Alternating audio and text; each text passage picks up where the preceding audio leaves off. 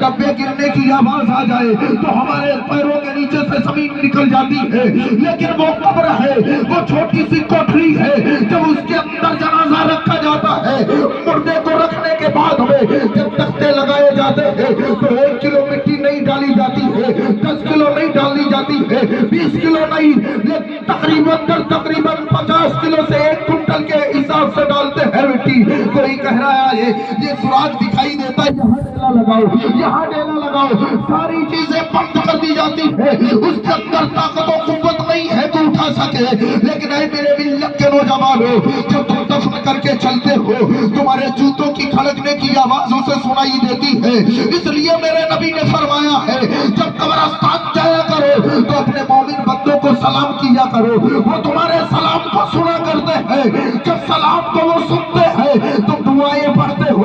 لوگ کہتے ہیں وہ مر گیا کیسے سنتا ہے، اب اس کی تو روح نکل گئی ہے، اب وہ مر گیا ہے، اب اس کے اندر سننے کی طاقت نہیں ہے، دیکھنے کی طاقت نہیں ہے۔ تو میں تم سے سوال کرنا چاہتا ہوں، اگر وہ مر گیا ہے تو قبر کے اندر منکر نکیر کے سوال کا جواب کون دیتا ہے؟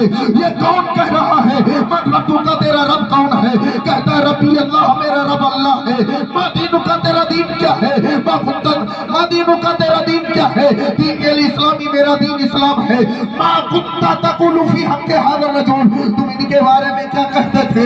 اب وہ کہتا ہے یہ ہمارے نبی ہے، ہم ان کے امتی ہے، یہ ہمارے آقا ہے۔ اعلیٰ حضرت کی بولی میں کہتا ہے کہ اللہ کی سردابہ قدم شان ہے یہ، انسان ہی انسان، وہی انسان ہے یہ۔ ارے قرآن تو ایمان بتاتا ہے ہی نہیں، ارے ایمان یہ کہتا ہے میری جان ہے، یہ کہتا ہے میری جان ہے یہ۔ آپ اپنے آپ دل سے بتائیں اگر وہ مر گیا ہے تو پھر منکر نکیر کے سوال کا جواب کیسے دے رہا ہے؟ اگر وہ مر گیا ہے تو پھر منکر نکیر کے سوالات کا جواب کیسے دے رہا ہے؟ اور اگر ایسا ہے تو پھر 1400 سال پہلے جنت البقیع کے اندر جا کر کے میرے نبی نے سلام کر کے بخاری کے اندر جو حدیث تحریر ہے یہ 1400 سال پہلے میرے نبی نے بتایا، اور یہ آج کا مولوی کہتا ہے کہ یہ مر گیا ہے، اس کو سلام دعا سب بند ہے۔ کہتا ہے اچھا مر گئے ہیں، اگر زندہ ہے تو پھر دفن کی کرتے تھوڑی سی یہ بھی سوال۔ چلو اچھا زندہ ہے تو زندے کو کبھی دفن نہیں کیا جاتا، سب کا عقیدہ زندہ کبھی دفن نہیں ہوتا ہے، تو پھر جب زندہ دفن نہیں ہوتا ہے تو پھر آپ ان کو دفن کر کے کیوں آئے ہیں؟ تو کوئی گھبرانے کی ضرورت نہیں ہے، یہ کوئی اتنا اہم اعتراض نہیں ہے جس کا کوئی جواب نہ ہو۔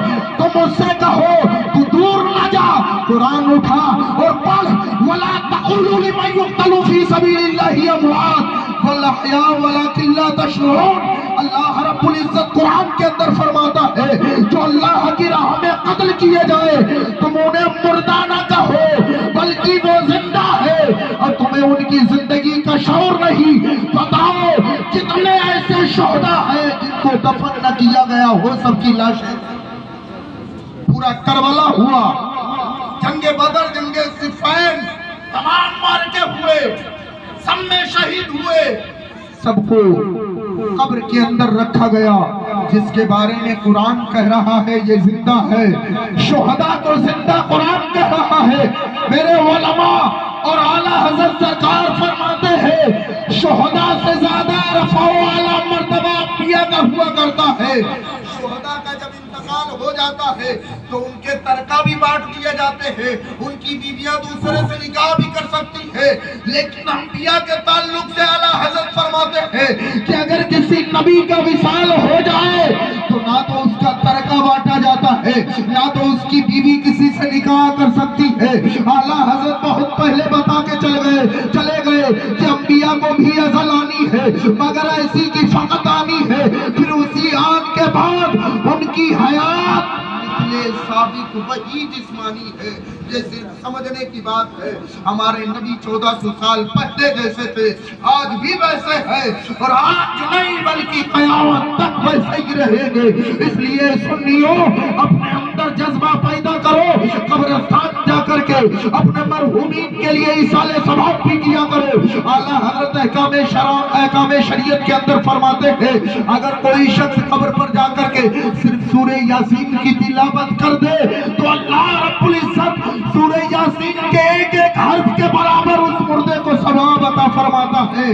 آپ اندازہ لگائے سورہ یاسین شریف کوئی ایک آیت نہیں ہے، کافی بڑی آیت ہے، اور ہر انسان کو اللہ نے ایک دل دیا ہے، اور دل سب سے زیادہ رب کی بارگاہ میں مقرب ہوتا ہے۔ اعلیٰ حضرت فرماتے ہیں اللہ نے دل کو عرش اللہ کہا ہے، اور قرآن کا دل سورہ یاسین ہے۔ اگر کوئی انسان کسی کی جان نہ نکلتی ہو، اٹک رہی ہو، سورہ یاسین کی تلاوت کر دے، یا تو اللہ اس کو آسان موت عطا فرما دے گا یا تو اس کو زندگی عطا فرما دے گا۔ قرآن کا کمال ہے، قرآن کا وظیفہ ہے، قرآن کو اپنے دلوں کے اندر محفوظ رکھو، دنیا کی کوئی طاقت ان سے ٹکرا نہیں سکتی۔ وقت کی قلت دامنگیر ہے، اس لیے بس اتنا ہی کہوں گا، آپ حضرات یہاں آئے، جو محفل کا انعقاد ہوا، نہ تو مرکبت جو کچھ ہوئی، اللہ رب العزت ان سب کا ثواب مرحومین کو اور مرحومہ میری چچی کو عطا فرمائے، اللہ ان کی بال بال مغفرت فرمائے، ان کو کربٹ کربٹ جنت عطا فرمائے، مولا ان کو دارائن میں جگہ عطا فرمائے، رسول پاک کی شفاعت عظما کبریٰ نصیب فرمائے، اللہ ان کے لیے جنتی عشائر عطا فرمائے۔ استغفر اللہ ربی من کل ذنب واتوب الیہ۔ السلام علیکم ورحمۃ اللہ تعالی۔